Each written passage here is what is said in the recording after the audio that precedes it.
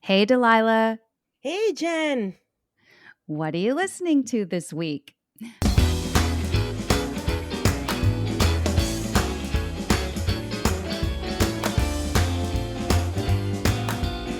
Welcome to season 5 of What Are You Listening To? The weekly podcast created to foster community through music by sharing the stories behind the songs that soundtrack our lives.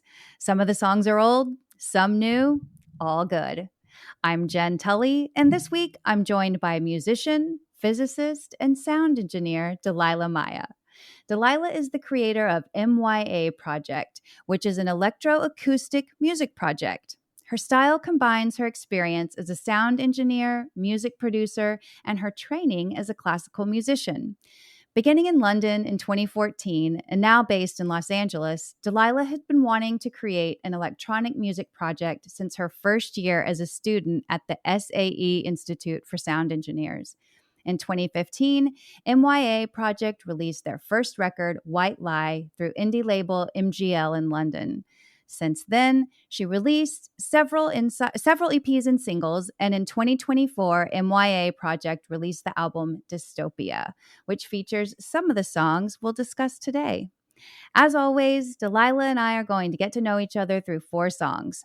2 are her picks and 2 are mine. Which songs do you think we're going to discuss? Tune into our conversation to find out. And in case our song picks are new to you, we'll publish a playlist with the episode so you don't miss a beat. We structured this week's episode a little differently than previous episodes. Dalila, your two picks are going to reflect some of your biggest influences, and my 2 picks are 2 of my favorite songs from your new album, Dystopia. So let's get going. Dalila, what are you listening to this week?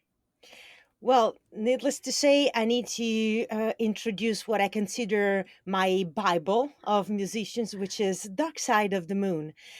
Probably the one of the most famous and worldwide recognized jewels from Pink Floyd, and deliberately call it jewel. It's a something that I consider more like a contribution to humanity, if you will. Yes.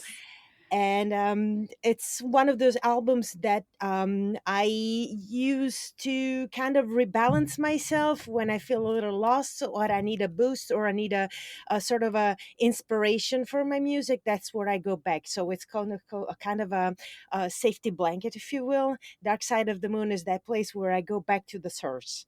So my first pick of the week, of course, has to be one of the songs from Dark Side of the Moon. And which song did you choose? There are so many good ones. It's hard to pick just one. So tell me what your pick was. Absolutely. It was hard, but I decided to go for time for two main reasons. One, Okay. the lyrics of time Yes. are something that probably it's a sort of mantra for every human being, particularly after a certain age, past probably the age of 20, and you start Yes. questioning about, the existence itself, what's the meaning, what we're doing here, what's this all about. So time for me is not only musically one of my favorite songs, recorded at its finest with the greatest sound engineer still alive, Alan Parsons, but it's Yes. also lyric wise a song I'm really attached to because it kind of describes pretty much all the questions I have about a human existence overall. Yeah, I think that that's such a great way to sum this up. And, it is so hard whenever we're talking about a seminal album like Dark Side of the Moon, right? It's one that everybody knows. Most people love. I have met a few naysayers. We don't speak anymore. Anybody that doesn't love Dark Side of the Moon, there's no room for them. but Exactly.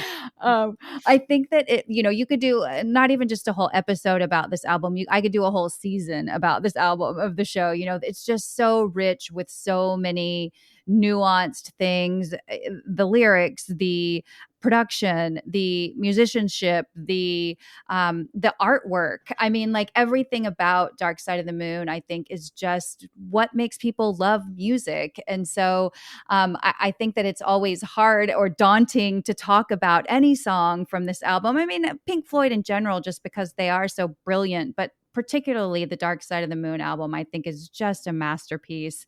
And I love everything about this song. Like I mentioned, like I think the sound effects that open the song just immediately jar you and sort of get you into the right headspace for what you're about to hear. And then you get that beautiful long intro, which, Pink Floyd's so famous for, but you get that beautiful intro where you're able to just sort of settle in and get your mind right.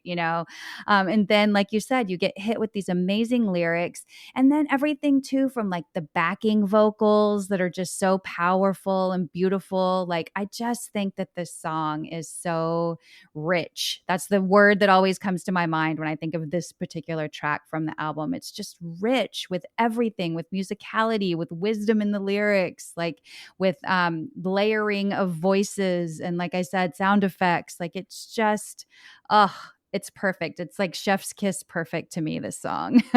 Totally, I agree. And I have to add something because this is also of a kind of a honoring one of my professors at the SA Institute of Sound Engineering, because I had the honor, the pleasure of being one of the students of Alan Parsons.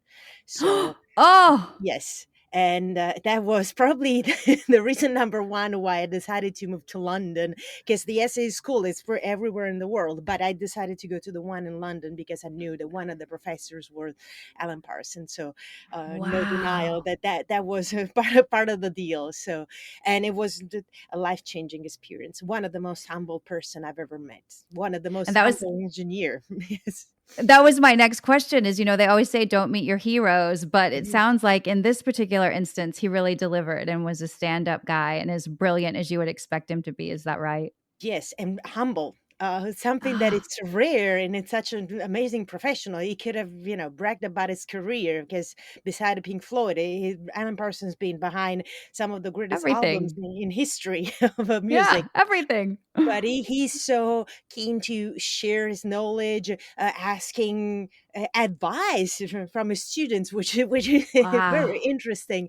But he also told me a lot of backstories about the albums that was always fascinating. I remember staying in class after hours, which is something unusual for a student to stay in class after a lecture.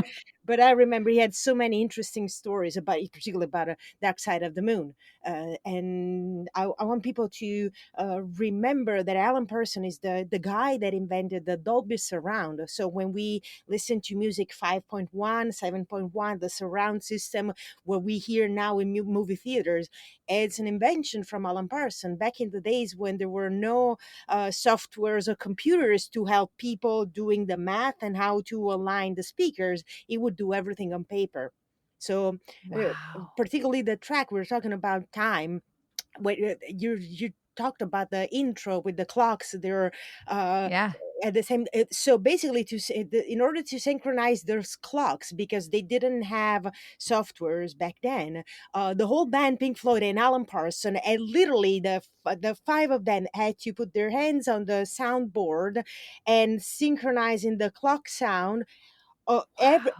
Each and every band member and Alan Person were there to control one of the five tracks of the clocks and synchronizing manually those clocks.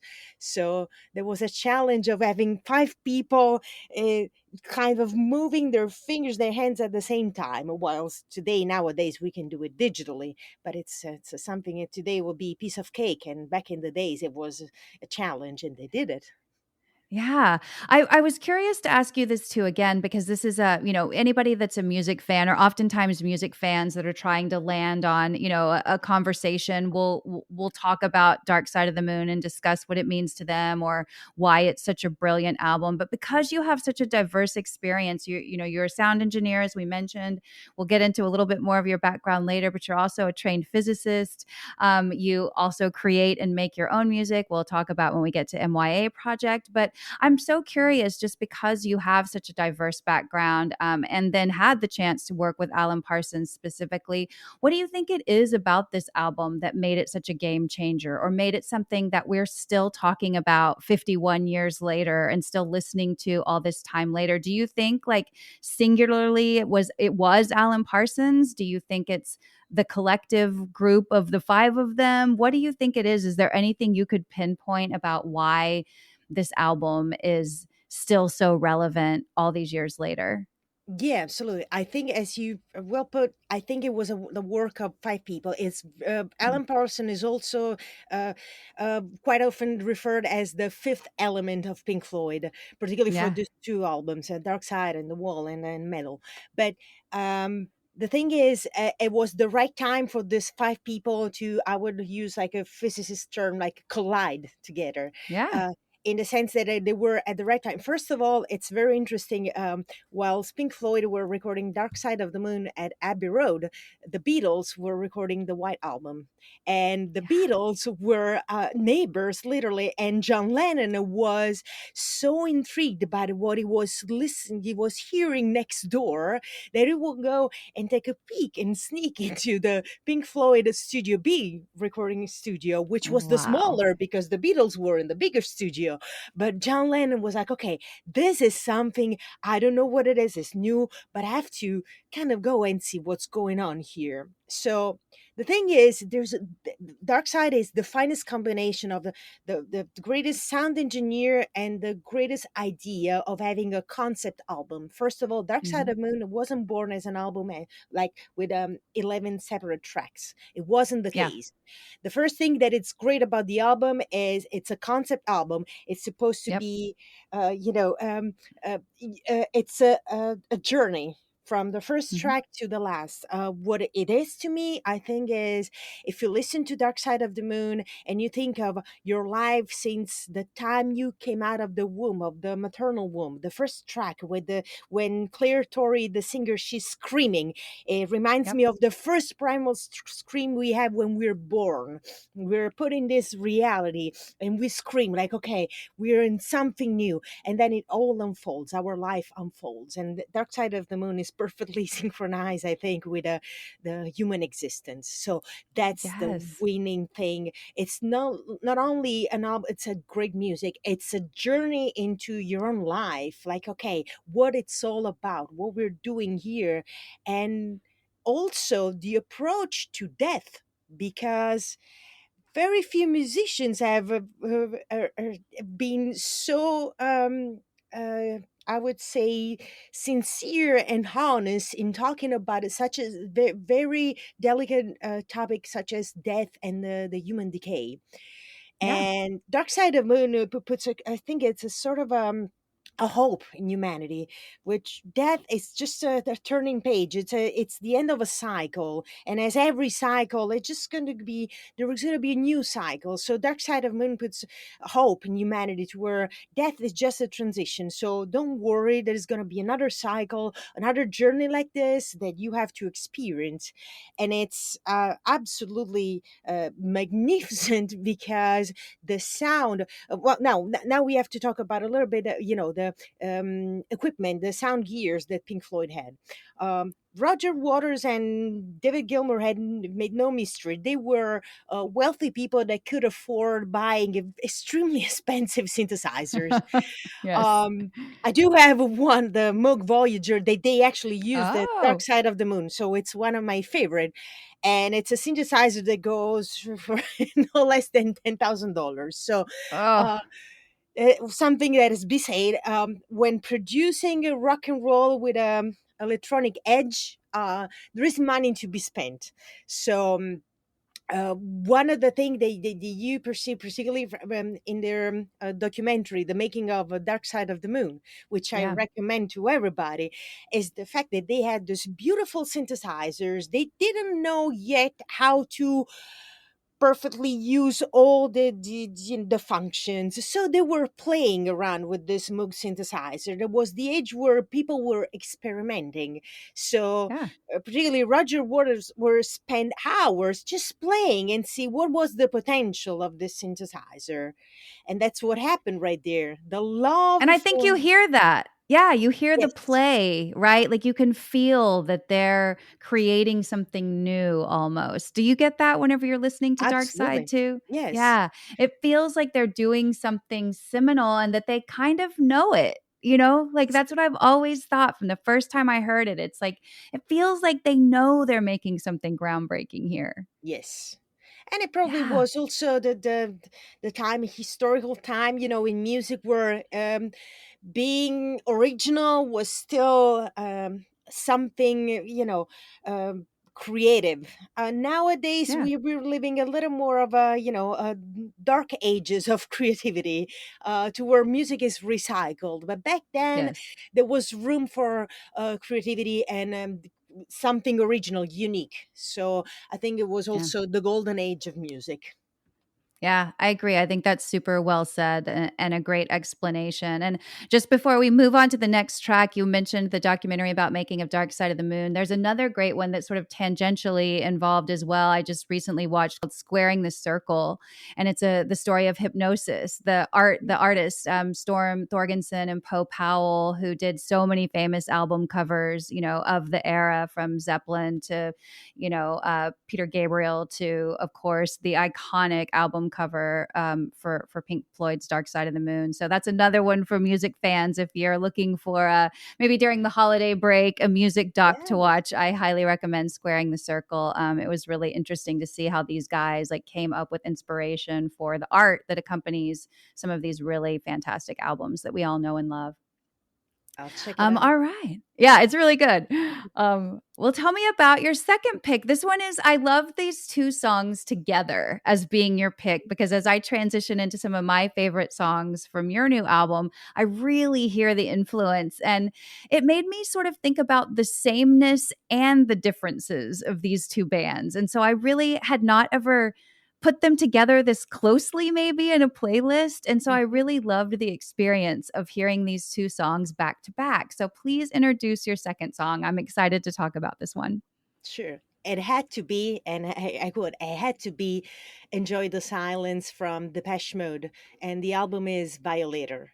Um, Oh, this was an even easier pick because probably Violator is the reason why I became a sound engineer. I still remember clearly, I have this memory. Um, I was a kid when Violator came out, and I remember I was driving with my mom. We were going. I don't remember where we were by the sea. That's what I remember. And this song came through the radio on the radio, and it was Enjoy the Silence, this beautiful intro, a synthesizer intro, and then the Soothing Voice of Dave Gahan. And I didn't know the band. I didn't know. I just knew that the song back then I was already trained musician, as a violinist, classically trained. I was already in the conservatory and actively playing, in an orchestra as a kid. But for the first time, I had a thought, okay, I don't want to just play music written by others, which is what most of the classical musicians do. I want to write something. I want to actually learn how to sound like that. Not only writing music, but I want to know how to make those sounds, how to produce that type of music. And I remember with my weekly allowance buying the CD Violator, which I devoured for the first month, and it was my very first CD I bought as a kid. So, and of course, Enjoy the Silence is another great song. Lyric wise, I think Martin Gore is probably the greatest lyricist alive. Um, I invite people to dig deeper into Depeche Mode because Depeche Mode has always been labeled as this new wave pop band from the 80s, which is true, but because their career, they're still active, and then their career spanned for over almost 40 years now. Their growth as musician has been such a innovation, is such extreme. Depeche Mode have released from electro pop music through blues and rock and roll, and defining what it's actually pop music, because uh, um, as very few people know, but actually Martin Gore, the songwriter and lyricist of Depeche Mode, is very much rooted into American blues, being yeah. his natural father, an African American. Uh, Yep. a soldier from the south of I believe from Alabama. So even though they are a very British electropop band, his roots are mostly African American blues coming from the U.S. So you can hear in his guitar riffs that Yep. blues thing that actually I think they have very much in common with Pink Floyd, because both bands have a lot of influence from the jazz and blues from America. Yeah, and I think that it's you hit the nail on the head, right? And I think that's what almost makes it feel so accessible, right? Like an album like Dark Side of the Moon, an album like Violator, I think could feel really intangible or high concept. And I'm not saying that they're not, but I'm saying it makes it a little bit more for the people because you have that blues heartbeat kind of going through underneath. And so it does feel accessible. When you listen to Violator, you can't brand it, like you said, as just like, oh, an emo album, right? Because there's so much there. And I think that's why even people who maybe aren't traditional Depeche Mode fans like the Violator album, because it does have so much there for everyone. Like, you've got something that kind of falls squarely in the rock home with Personal Jesus, and then you've got something that falls into really like a love song category for me with Enjoy the Silence. Like, even though it's dark and you can get into the lyrics, and I've had many discussions about what the lyrics of this song mean. Yes. That's a rabbit hole to go down to that could be a whole episode. But I just think that it's so amazing the way that they were able to sort of make something that could have felt really inaccessible to people and made it accessible. And I think it's because of that blues, backdrop that they had in their mind as they were going through this album. And I love this song. I love this album like you. It's one that I had on repeat. It soundtracked my youth. And there's just not a bad track on it. And I think this album's so well produced. And another thing that I'm curious to get your take on, I think this album is perfectly sequenced.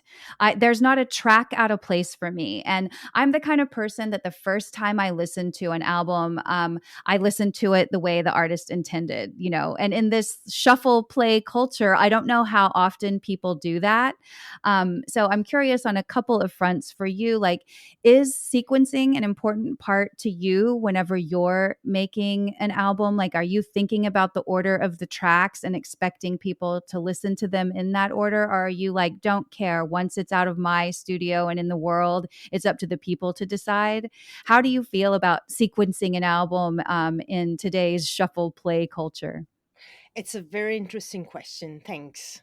The sequence of the songs is really, really important. And the sequencing, I think, has changed drastically in the past 20, 30 years. We're coming from a generation of vinyls. You would go buy the album and soak it in. It was the time where you would go buy the physical support and take some time, in your bedroom or whatever, to listen to the album. That was the kind of a previous generation, the previous case scenario for music listeners, music lovers. Yeah. Nowadays, things have changed drastically. The attention of it kind of it's fading. The attention span of people is shrinking. We're living in an age where everything is fast paced. We have Instagram, we have the tweet, we have the reel, we have the 30 seconds video. Yep. Everything, the attention of a person is kind of now focused on the 30-second thing, and then you have to move on. So I'm afraid to uh, share the bad news about the way I work nowadays on sequencing my songs is mostly focused on grabbing the attention of the listener rather than the personal choice of how the tracks should evolve. Okay. It's hard nowadays to release a concept album in the sense of where you're asking your followers to take some time and just soak it in as a sort of a book, like a movie. Just watch it at all, Mm-hmm. just so it will unfold. It's hard to do it today because people are looking for more for the single, the short video. So you kind of need to come out with something to where the most accessible tracks have to be at the beginning, and then you Yeah. leave the rest, like the more, I would say, introspective or more personal, the less commercial, to the end of the album, hoping that anybody will listen to the entire album rather than just, picking the two three favorite songs and that's the end of it. And rolling. Yeah. You know what it is? It's something I've been thinking about so much lately because I'm such a diehard in that. And that's was sort of like my meditation, even as a young person, like taking an album, even something that wasn't a concept album. I still felt like it was my responsibility as a listener to at least the first go round, listen to it from beginning to end in the order the artist intended, like I said. And so I would always sort of meditate on that. And I spent a lot of time before I even knew what sequencing was, like thinking about like, oh, I would have put this track here, or this one seems out of place here. And so it's a conversation that I always thought about a lot when I was a kid. And then now that I have the ability to talk to musicians and ask these kinds of questions, it's just something that's always fascinated me, sort of the order of songs. And now that that's completely gone out the window, like you said, like, is it even still a relevant conversation to have? Like, I don't know. So I love your answer. Yeah. Well, there's a trick. It used to be the rule of the 1, 3, 5, and 8. I don't know if you Yeah. ever heard. Yeah. So the singles would have to be in the order: the first, third, the fifth, and eighth track. Yep. Which I don't know if it's coincident with the harmonics in a scale, in a music scale, or probably it's the most logic sequence for catching the attention. But as you say, that it's something that nowadays kind of it's not anymore the rule. So Yeah. Well, it's something I would encourage any young listeners out there, or even old listeners that, that aren't so passionate about listening to something from beginning to end. Give it a try. Just the next few times you're checking out a new artist or an album, like see what it feels like to listen to it from beginning to end. I always yes. encourage people to do that. And if you don't like it, you don't like it. But I think that there's something there whenever you take that piece of art. And, it's like the difference between reading a book and people that skip ahead, to see what's going on later in the book. Like I just that's what it feels like to me when you sort of skip around tracks on an album. So I think that is a good way to kind of transition into your Dystopia album. And I will tell listeners I was listening to the deluxe edition because I really enjoyed those remixes at the end. We'll talk about that a little bit more. But it was hard to pick two songs. I found this album so fascinating, especially after seeing your two influencer picks. It really was fun to pick out where I heard different things where I was like, oh yeah, this feels really there was some where I'm like, oh, this song feels really, really Pink Floyd to me, or this song feels really, really Depeche Mode to me, or I could hear the influence. And so I loved that. I loved knowing at least a couple of your inspirations as I went through this album. But my first pick and one of the songs that I really enjoyed on the album was a song called Lost in Words. And again, this is obviously by MYA Project from the Dystopia album from this year. But tell me about this song. What was the inspiration? This is the one that I think out of all of them, this is where I heard a lot of Pink Floyd. This one felt so Pink Floyd to me. And maybe that's why I loved it so much. But there's a lyric too, and then I'll let you answer the question. But I love it's how you open the song. I am nothing but a reflection. I am just an illusion, brought into this world by affection or a random act of confusion. Bravo. Oh, I love that lyric. I'm such a lyrics gal. And when I read that, I was like, yes. I love this. So please tell me about this song and the inspiration. Well, of course, there's a lot of personal stuff. I'm not gonna bother you with the story of my life, but of course, like any artist, there is a lot of my personal experience on this earth. The way I grew up in my childhood, but mostly what the influence of my research and my studies in quantum physics, because that's my kind of field of expertise. And of course, as any scientist, any particularly physicist, I always wonder, okay, I don't buy too much into the story of human evolution and is being taught, because chronologically doesn't quite make perfect sense. So I always been kind of an outsider trying to research of what could possibly be the true story about a human origins and what we're doing here. And the fact that I do acknowledge that it will be too narcissistic of a humanity to think that we're all alone in this universe, Right. considering that we have that we know of about 150,000 galaxies, including ours. So I do believe that we're not alone, and the origins of a human being is more divine than we want to think of. And when I refer to the divine, I don't necessarily refer to a god itself. I do not believe in a traditional god. It's what I refer as the source, the divine Yeah. source. I like to refer as this massive energy that it's up there that kind of allows us to be alive here, that generates life and also destroys life and creates a cycle. So Yeah. there we all are an illusion, a reflection, if you will. We all are a teeny tiny dot, very important, very significant. Every life is very significant, at the same time also very brittle, because we could uh, not exist tomorrow, or we could transition to something else, and the universe will be still there, alive, the earth will be still spinning. So it's a kind of a reminder to humanity of we should remain humble and also remember our divine origins. Yeah, I love that. I think that that's a great explanation, and it makes me love the song a little bit more, even like hearing the backstory. Before we transition into my favorite track on the album, I think it's interesting that you describe the album or the project as electroacoustic. Tell me what you mean by that. How can something be both? So that's mostly kind of criticism toward people that think electronic music is artificial music. Coming from a classical background and having played a violin, a very traditional, very there's nothing more classical than a Yeah. violin, and it's a And you were a and virtuoso. You were not just like a casual violinist. I mean, you are well trained yes. classical violinist. Yeah.